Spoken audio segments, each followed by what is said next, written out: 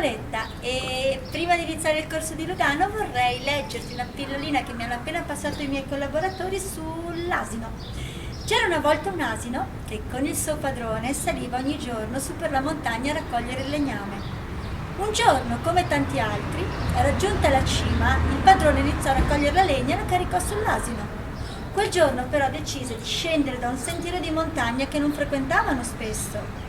Percorrendo il tragitto trovò a terra un pezzo di legno e decise di aggiungerlo al carico dell'asino, pensando che un solo piccolo pezzo non potesse fare così tanta differenza. Scendendo verso valle trovò nuovamente altri pezzi di legno isolati, che ogni volta raccoglieva e aggiungeva al carico del povero asinello, pensando ogni volta che tanto un po' di legna in più non potesse nuocere all'asino, fino a quando l'asino, esausto, crollò a terra a causa dell'eccessivo peso e non fece una buona fine. Cosa significa? Vi leggo la morale.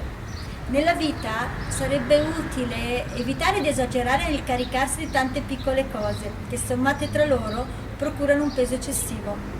Rischiamo di accorgerci del danno quando è troppo tardi e se ci pensi questo è anche a causa di tante malattie psicosomatiche. Senza renderci conto spesso cosa fa l'essere umano?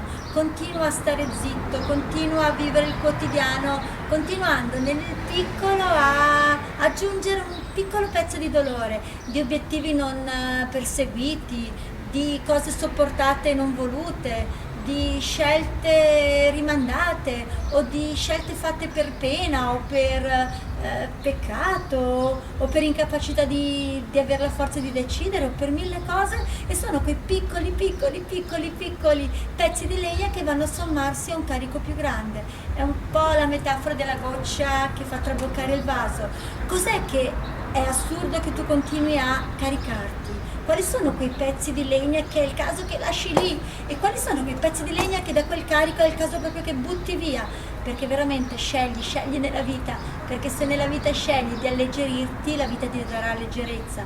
Se scegli di continuare ad appesantirti, prima o poi l'anima paga pegno. E quindi con l'augurio di alleggerirti sempre di più, a presto. Ciao, ciao, ciao, ciao.